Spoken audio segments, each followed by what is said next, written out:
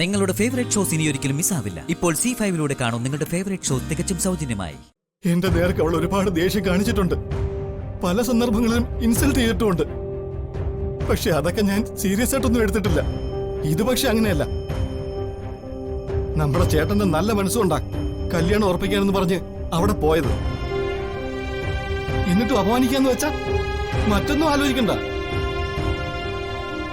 അവർക്ക് ഒരുപാട് ഉപകാരം ചെയ്ത ആളല്ലേ ചേട്ടൻ, അതെങ്കിലും അവൾ ആലോചിക്കണ്ടേ? ഇനി അതൊക്കെ ക്ഷമിച്ച് പുറത്ത് എന്തിനാ ഞാൻ അവളുടെ പുറകെ നടക്കുന്നത്? നമ്മുടെ ചേട്ടനെ ബഹുമാനിക്കാത്ത അവളെ എനിക്കിനി വേണ്ട. അവളോടുള്ള എന്റെ ഇഷ്ടം ഇന്നത്തോടെ മരിച്ചു. ഞാനതിനെ ഞെരിച്ച് കൊന്നു. അവളുടെ ഓർമ്മകൾ പോലും ഇനി എന്റെ ഉള്ളിൽ ഉണ്ടാവില്ല. എല്ലാം എല്ലാം ഞാൻ ഉപേക്ഷിക്കുക എന്നിവിടെ.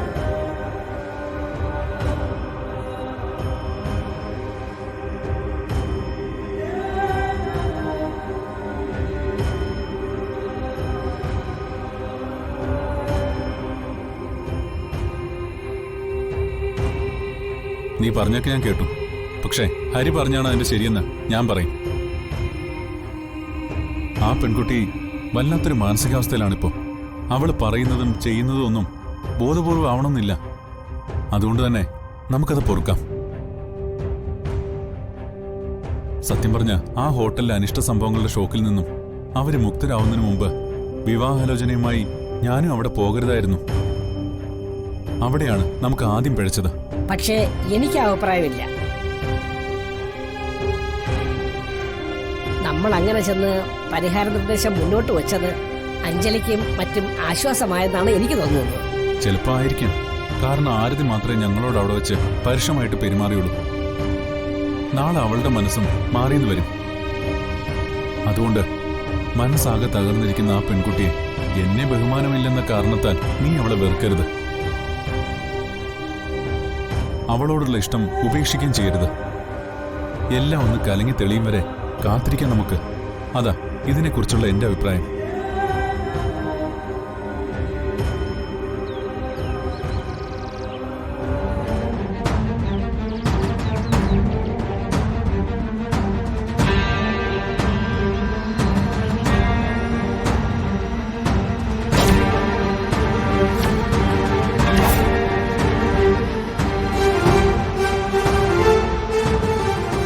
അല്ല, ഇത് ആരതിയോ? വാ ഇങ്ങോട്ടിരിക്കാം.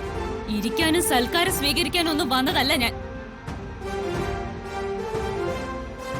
ഇത് ഇയാൾ ഒരിക്കൽ എനിക്ക് വാങ്ങിത്തന്ന സാരിയാ. ഇൻസ്റ്റാൾമെന്റ് വ്യവസ്ഥയിൽ കാശ് അടയ്ക്കാന്ന് പറഞ്ഞ് ഞാൻ ഇത് വാങ്ങിക്കുകയും ചെയ്തു. പക്ഷെ ഇനി എനിക്കിത് വേണ്ട. ഇയാളുടെ ഓർമ്മകളോ സമ്മാനങ്ങളോ ഇയാളുമായിട്ടുള്ള ബന്ധമോ ഇനി ഒന്നും എനിക്ക് വേണ്ട. എന്റെ വഴിയിൽ ഇനി കയറി നിൽക്കാതിരുന്നാ മതി. ഇയാളുടെ വഴിയിൽ ഇനി ഞാനും ഉണ്ടാവില്ല.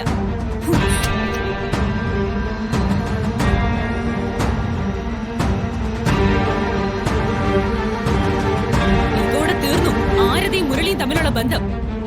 അത്ര തന്നെ.